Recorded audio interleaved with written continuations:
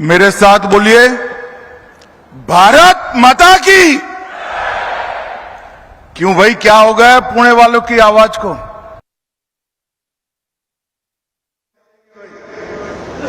मेरे साथ दोनों हाथ उठाकर शिवाजी महाराज का जयकारा लगाएंगे।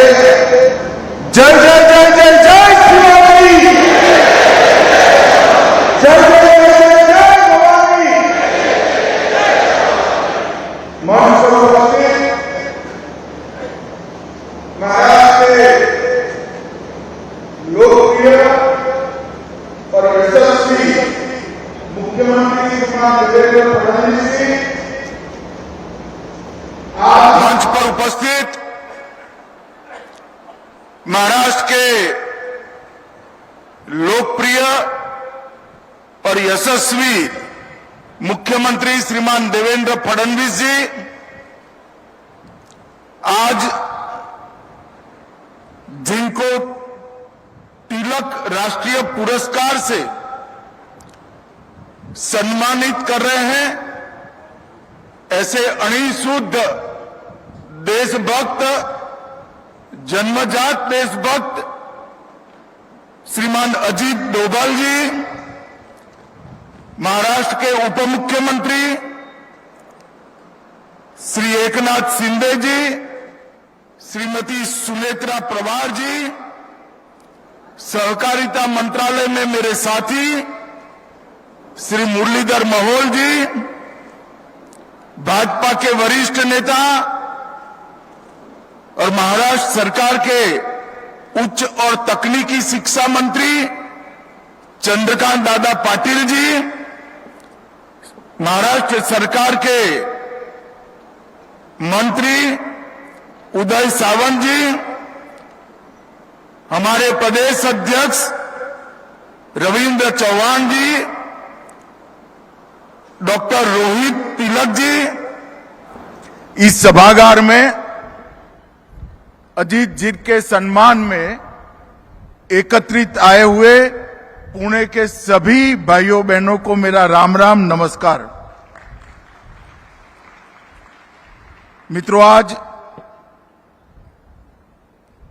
महान देशभक्त, महान स्वतंत्रता सेनानी, दूरदृष्टा और एक प्रखर पत्रकार लोकमान्य बाल गंगाधर तिलक जी की 106वीं पुण्यतिथि है। मैं बड़े मन से तिलक महाराज के जीवन को, उनके सिद्धांतों को और देश की आजादी और देश का रास्ता प्रशस्त करने के लिए उनके योगदान को मनपूर्वक प्रणाम कर स्मरण करता हूं। आज अन्ना भाऊ साठे जी का भी जन्मदिन है। अन्ना भाऊ जिस परिस्थिति में पैदा हुए, समाज के जिस वर्ग में पैदा हुए, मातंग समाज से पैदा होकर बहुत अल्प काल का शिक्षा प्राप्त कर अपने आप, कोई व्यक्ति कैसे अपने आप को शिक्षित करता है, इसका अगर पूरे भारत में उदाहरण ढूंढना है तो अन्ना भाऊ साठे जी एकमात्र उदाहरण है। वो स्वयं विद्यार्थी भी थे, वो स्वयं शिक्षक भी थे, और फिर भी न केवल मातंग समाज, न केवल दलित समाज, समग्र समाज के एक महान समाज सुधारक बनकर वो उभरे। वो लोग कवि भी बने, वो क्रांतिकारी विचारों से अपने साहित्य का सृजन भी करे, और वो मराठी साहित्य जगत में साहित्य रत्न और लोक शाहीर भी कहलाए गए। जब अन्ना भाऊ के जीवन को समझते हैं तब मालूम पड़ता है कि पूरे जीवन में जो बच्चा सिर्फ 1.5 डेढ़ दिन ही स्कूल में जा पाया, उसने अपने आप को विद्यार्थी और शिक्षक दोनों बनाकर समाज में इतना बड़ा योगदान दिया। साठे जी को भी मैं मनपूर्वक प्रणाम करता हूं। भाइयों बहनों, आज तिलक महाराज की पुण्यतिथि है। कोई एक व्यक्ति के जीवन पर जब पुस्तक लिखना होता है तो उसके बहुत सारे चैप्टर होते हैं, प्रकरण होते हैं। उनके जीवन में उन्होंने जिस जिस विषय पर योगदान दिया है, जो जो घटनाएं घटी हैं, वो चैप्टर में रेखांकित की जाती हैं। मगर तिलक महाराज पर अगर पुस्तक लिखना है तो चैप्टरों से ही पूरा पुस्तक भर जाएगा। इतना बड़ा योगदान तिलक महाराज का भारत के स्वातंत्र संग्राम में। तिलक महाराज स्वातंत्र संग्राम को एक नई दिशा में, एक नया अर्थ देने के लिए उन्होंने एक महान उद्घोषणा की, स्वराज मेरा जन्मसिद्ध अधिकार है। इस देश की जनता को स्वराज कोई दे नहीं सकता। इस देश की जनता का यह अधिकार है और उसको हम प्राप्त कर रहेंगे। पुनेरी पगड़ी पहनकर जब वो गौरव के साथ वो बात बोले होंगे, मैं कई बार आंख बंद कर सोचता हूं कैसा दैदीप्यमान वो पल होगा जब उन्होंने अमर वाक्य घोषित किया होगा। यही भूमि से शिवाजी महाराज ने स्वराज की घोषणा की थी। उस वक्त उन्होंने कहा था, स्वराज मतलब शासन नहीं, सिर्फ शासन नहीं, स्वराज मतलब हमारा शासन, हमारी भाषा, हमारी संस्कृति और हमारा धर्म, ये जब प्रस्तापित होता है तभी पूर्ण स्वराज की प्राप्ति होती है। और तिलक महाराज ने भी अपने जीवन में स्वराज के आंदोलन के साथ, स्वतंत्रता के आंदोलन के साथ जनता को जोड़ने का काम किया। और उन्होंने स्वतंत्रता आंदोलन में एक नए प्रकार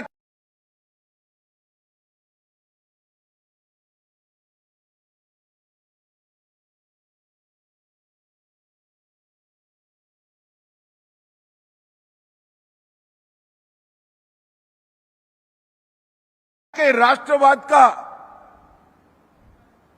जन्म दिया, सांस्कृतिक राष्ट्रवाद का। राष्ट्रवादी कई लोग हुए, मगर तिलक महाराज ने जब गणपति उत्सव और शिवाजी महोत्सव शुरू किया, उन्होंने राष्ट्रवाद को देखते देखते सांस्कृतिक राष्ट्रवाद में बदलने का काम किया। उन्होंने आने वाले दिनों में देश के चलने की दिशा भी तय कर दी और कहा कि ये देश जब भी आजाद होगा इस रास्ते पर चलेगा। और वो व्यक्ति की दूरंदेशी देखिए, आज देश सांस्कृतिक राष्ट्रवाद के रास्ते पर चल गया है, चल पड़ा है। अब उसको कोई वापिस नहीं ला सकता। देश यही रास्ते पे चलता रहेगा। तिलक महाराज एक शिक्षक थे, शिक्षा में राष्ट्रीय शिक्षा के आग्रही थे, प्रखर पत्रकार थे। पत्रकार कितना निर्भीक हो सकता है, वो केसरी के तंत्री लेख देखकर ही कोई इसका अनुभव कर सकता है। और एक बहुत बड़े चिंतक के रूप में उन्होंने भारत की आत्मा की अभिव्यक्ति दुनिया के सामने करने का काम तिलक महाराज ने किया। करोड़ों लोगों के हृदय के अंदर स्वराज का मंत्र प्रज्वलित किया। एक युग पुरुष, एक महान शिक्षक, एक निर्भीक पत्रकार, चिंतक, कर्मयोगी, लोकमान्य बाल गंगाधर तिलक की जोड़ पूरे स्वतंत्रता संग्राम में किसी के साथ मेल नहीं खाती है। वो सबसे ऊपर थी। मित्रों, इन्होंने अभी मुझे भी गुजराती में तिलक महाराज की गीता का अनुवाद दिया गया। मेरा सभी युवाओं से आग्रह है, गीता को तिलक महाराज की दृष्टि से पढ़िए। आपके जीवन में कभी आप गलती नहीं कर पाएंगे, ये मैं आपको गारंटी देता हूं। ये जो ग्रंथ है वो श्रीमद् भगवत गीता का व्यवहारू स्वरूप क्या हो सकता। एक आम आदमी, एक विद्यार्थी, एक युवा, एक किशोर, एक नागरिक भगवत गीता को कैसे जी सकता है, उसका व्यवहारू स्वरूप तिलक महाराज ने हम सब के सामने रखने का काम।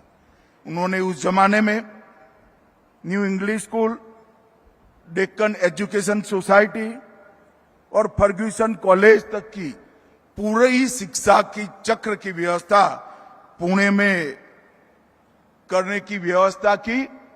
और उन्होंने बुद्धि को ज्ञान देना ये शिक्षा का काम है। ये मंत्र दिया, चरित्र को दृढ़ीभूत करना वो शिक्षा का काम है। और शिक्षा प्राप्त कर कर जो बड़े होते हैं वो सभी भारत माता के चरणों में समर्पित करे, वो शिक्षा है। वो व्याख्या उन्होंने की। अंग्रेज अगर किसी अखबार से डरते थे तो केसरी और द मराठा से डरते थे, और उसमें अखबार से ज्यादा तिलक महाराज का बहुत बड़ा योगदान था। उन्होंने पहली बार प्रस्तावित किया था कि राष्ट्र की चेतना को जगाए बगैर स्वतंत्रता अगर मिलती भी है तो वो स्वतंत्रता का कोई मूल्य नहीं है। राष्ट्र की चेतना को जगाकर ही स्वतंत्रता प्राप्त करनी चाहिए। दूसरा उन्होंने कहा था, संगठन के बगैर, जनशक्ति के बगैर राष्ट्र शक्ति कभी निर्मित नहीं हो सकती। और उन्होंने कई प्रकार के उत्सवों के माध्यम से न केवल महाराष्ट्र, देश भर की जनता को संगठित करने का काम किया। आत्मनिर्भरता, अनुशासन और उत्तरदायित्व को भी, कर्तव्यों को भी, इनके स्वराज पर के जितने भाषण हुएंगे उसको पढ़ोगे तो मालूम पड़ेगा कि आत्मनिर्भरता वो भी स्वराज का हिस्सा है, अनुशासन, डिसिप्लिन वो भी समाज का हिस्सा है, स्वराज का हिस्सा है, और कर्तव्य भाव देश के प्रति, हमारे संविधान के प्रति, वो भी स्वराज का हिस्सा है। मैं मानता हूं कि एक ही व्यक्ति ने अपने एक जीवन में इतने सारे काम किए कि जब तिलक महाराज का देह शांत हुआ, महात्मा गांधी को भी कहना पड़ा ये लोकमान्य थे, लोगों में सबसे लोकप्रिय तिलक महाराज थे। और ये बात हम सब के लिए बहुत अकूत प्रेरणा का स्रोत है। उनका जीवन, उनका कवन, जो बोले हैं, जो लिखा है, वो आज के युवा और किशोरों के लिए प्रेरणा स्रोत है। मैं सभी को मन पूर्वक अपील करना चाहता हूं, तिलक महाराज को पढ़िए। आपको मालूम पड़ेगा कि तिलक महाराज का लेखनी कभी कालबाह्य नहीं होगा, ये एटर्नल है, हमेशा देश का मार्गदर्शन करता रहेगा। मित्रों, आज मैं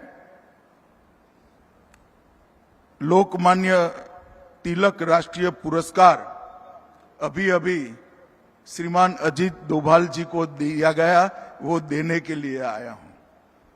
मैं तिलक स्मारक ट्रस्ट का हृदय से धन्यवाद देना चाहता हूं कि अजीत डोभाल जी को पुरस्कार देने के लिए उन्होंने मुझे बुलाया और मुझे ये मौका मिला। मित्रों, हमारे समाज जीवन में पुरस्कार को तमका मानते हैं। पुरस्कार तमका नहीं है।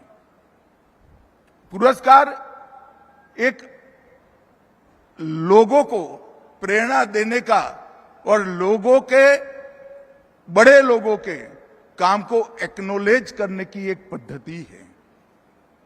कोई व्यक्ति जब समाज के किसी भी क्षेत्र में बहुत बड़ा काम करता है तब वो व्यक्ति नहीं रह जाता है, वो इससे आगे कई गुना आगे निकल जाता है। और समाज का दायित्व है, उत्तरदायित्व है कि ऐसी व्यक्तियों का सम्मान करना। ऐसी व्यक्तियों का जब सम्मान होता है तब समाज के कृतज्ञ भाव का तो एक प्रकार से निर्वहन होता ही है, क्योंकि जिन्होंने पूरा जीवन समाज के लिए दिया उनको पुरस्कृत करना वो समाज का उत्तरदायित्व है। परंतु इसके साथ साथ ऐसे व्यक्तित्व के तरह जीने का भी कई सारे लोगों को प्रेरणा मिलता है, जो ये परंपरा को निरंतर बनता है। और मैं मानता हूं कि आज तिलक पुरस्कार जो अजीत डोभाल जी ने को मिला है, इस देश के लिए जीने वाले, इस देश के लिए काम करने वाले हर सेक्टर के नागरिकों के लिए ये बहुत बड़ा प्रेरणा का स्थान बनेगा। इसमें मेरे मन में कोई संशय नहीं है। मैं फिर से एक बार अजीत जी को पुरस्कार देने के लिए और पुरस्कार देने के लिए मुझे बुलाने के लिए तिलक स्मारक ट्रस्ट का हृदयपूर्वक धन्यवाद करना चाहता हूं। मित्रों, मैं गुजरात में गृह मंत्री था तब से अजीत डोभाल जी को जानता हूं। हमारे यहां एक सीरियल बॉम्ब ब्लास्ट हुआ था, मेरा अजीत जी से कोई परिचय नहीं था। मुझे नरेंद्र मोदी जी ने उस वक्त गुजरात के मुख्यमंत्री थे, उन्होंने कहा था कि सिर्फ ये बॉम्ब ब्लास्ट नहीं, बॉम्ब ब्लास्ट के पीछे जो लोग हैं और देश भर में जितने बॉम्ब ब्लास्ट हुए हैं उसकी जांच गुजरात पुलिस ने करनी चाहिए और आप अजीत डोभाल जी को बुलाइए और उनके साथ, आपके अफसरों के साथ बैठकर चर्चा करिए। मुझे याद है मेरे घर पर अजीत जी आए थे, दोपहर का वक्त था और उन्होंने जो टिप्स दी थी इसका परिणाम ये था कि न केवल अहमदाबाद बॉम्ब ब्लास्ट, देश भर के 13 बॉम्ब ब्लास्ट एक साथ गुजरात पुलिस ने रिजॉल्व किए थे। ये बहुत बड़ी उपलब्धि थी। जब मोदी जी 2014 में प्रधानमंत्री बने, उन्होंने सबसे पहला अपॉइंटमेंट प्रधानमंत्री के नाते किया था तो प्रिंसिपल सेक्रेटरी का नहीं किया था, अजीत डोभाल जी के एनएसए के रूप में चयन करने का काम किया। और मोदी जी के कालखंड का जब भी इतिहास लिखा जाएगा, आंतरिक सुरक्षा और बाहरी सुरक्षा की कोई मीमांसा करेगा तो स्पष्ट रूप से अजीत डोभाल जी के लिए उसको एक स्वर्णिम पृष्ठ रिजर्व रखना पड़ेगा, इसमें किसी को संशय नहीं। मोदी जी गुजरात में थे तब से चर्चा करते थे किस देश की विदेश नीति में रीढ़ की हड्डी का अभाव दिखाई पड़ता है। जब वो प्रधानमंत्री बने, मैंने पहले पार्टी के अध्यक्ष के रूप में और इनके कैबिनेट के साथी के रूप में बारीकी से देखा है। आज भारत की विदेश नीति रीढ़ की हड्डी वाली विदेश नीति बनी है, इसमें कोई डिनाई नहीं कर सकता। हमने सम्मान के साथ दुनिया में हमारा स्थान मजबूत किया है और मोदी सरकार ने ये जो अचीव किया है उसमें भी अजीत डोभाल जी का बहुत बड़ा योगदान है। मित्रों, एक युवा अधिकारी गढ़वाल से आकर 72 में 68 में आईपीएस बनता है। शुरुआती करियर में ही केरल की इनकी कैडर छोड़कर आईबी के डेप्यूटेशन पर आना और फिर 72 से लेकर जब डीआईबी बने तब तक सतत आईबी के ऑफिसर के रूप में हर चुनौती जो देश के सामने आई उसके लिए इनको ही डीआईबी जो उस वक्त के थे उन्होंने नियुक्त किया। पूर्वोत्तर, सिक्किम, जम्मू कश्मीर, पंजाब, पाकिस्तान में रहकर कई जगह पे इन्होंने एक अद्भुत योगदान देने का काम किया है, जिसका चित्रांकन और जिसका मूल्यांकन संभव ही नहीं, क्योंकि आईबी के जो अफसर करते हैं, जो उनकी ड्यूटी निभाते हैं, वो कभी पूर्ण रूप से घोषित नहीं होती। पाकिस्तान में भी अजीत डोभाल जी ने 6 साल तक काम किया और बड़े क्रूशियल समय में काम किया। उसके बाद आईबी में उनको ऑपरेशन विंग में नियुक्त किया गया और मैं गृह मंत्री के नाते कह सकता हूं, मल्टी एजेंसी सेंटर देश की आंतरिक सुरक्षा की रीढ़ की हड्डी आज बना है। मोदी जी के आने के बाद 19 के बाद हमने उसको पूरी तरह से पुनर्जीवित भी किया है और एक नया अवतार भी आज के समय के रूप में लाए हैं। परंतु मैक के स्थापक अध्यक्ष अगर कोई था तो अजीत डोभाल जी थे। उन्होंने ही मैक की नींव, मजबूत नींव रखने का काम किया। 2004 में डीआईबी बने और डीआईबी बनने के बाद 2005 में वो सेवानिवृत्त हुए। मित्रों, उसके बाद भी विवेकानंद इंटरनेशनल फाउंडेशन के माध्यम से भारत की विदेश नीति, भारत की आंतरिक सुरक्षा और भारत की बाहरी सुरक्षा, ये सुनिश्चित करने के लिए लगातार वो अनेक सालों तक काम करें। 2005 से 14 का विवेकानंद इंटरनेशनल फाउंडेशन के अध्यक्ष के रूप में उनका कार्यकाल, और वहां पर जो चिंताएं की गई, चर्चाएं की गई, जो निष्कर्ष पर पहुंचा गया, वो निष्कर्ष सारा रिजोल्यूशन में और किताबों में बंद था। मगर 2014 में जब नरेंद्र मोदी जी प्रधानमंत्री बने, अजीत डोभाल जी को उन्होंने एनएसए बनाया और जो भी मंथन हुआ था उसको जमीन पर उतारने का काम कर दिया। अजीत डोभाल जी को हम एनएसए के रूप में जानते हैं, मगर हम नहीं जानते क्योंकि ऐसी चीजों का प्रचार नहीं होता है। मगर आज मौका भी है, दस्तूर भी है। अजीत डोभाल जी देश के सबसे लंबे कार्यकाल तक एनएसए रहने का सम्मान भी श्री अजीत डोभाल को जाता है। और उन्होंने अनेक दृष्टि से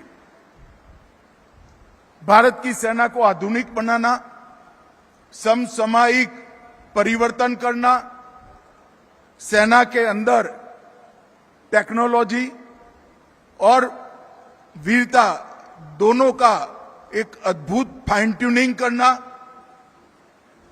कई प्रकार के बड़े फैसले अजीत जी के कार्यकाल में नरेंद्र मोदी जी ने लिए हैं। और नरेंद्र मोदी जी के फैसलों के पीछे डोभाल जी का बहुत लंबा अनुभव सिद्ध सलाह भी होता था। और बहुत, मैं एक वाक्य में भी कहना चाहता हूं, हमारी सेना की सुरक्षा क्षमता और आक्रामक क्षमता को आमूल चूर परिवर्तित करने का काम ये 12 साल में नरेंद्र मोदी जी ने किया है और इसमें डोभाल साहब का बहुत बड़ा योगदान है। इसलिए जब मुझे ट्रस्ट का फोन आया कि श्री अजीत डोभाल जी को हमारी कमेटी ने इस वर्ष के तिलक पुरस्कार के लिए चयन किया है, अगर आप आ सकते हैं तो हमें अच्छा लगेगा।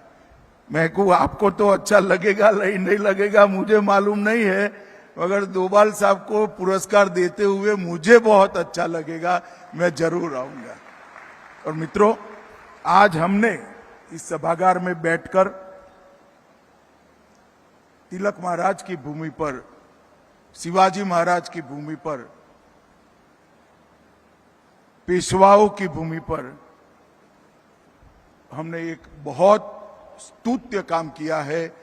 एक अणिशुद्ध देशभक्त, एक जन्मजात देशभक्त का सम्मान करने का मैं ईश्वर को प्रार्थना करता हूं और देश भर के कई लोग करते हैं कि अजीत डोभाल जी शतायु हो और लंबे समय पर तक पूर्ण स्वास्थ्य के साथ अपना योगदान देश की सुरक्षा के लिए देते रहे।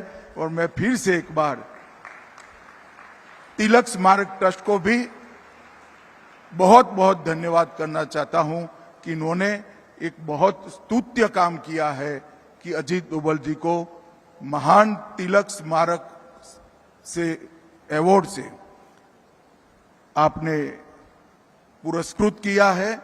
इसके लिए हम सब आपका धन्यवाद करते हैं। मेरी बात यहीं समाप्त करता हूं। वंदे मातरम।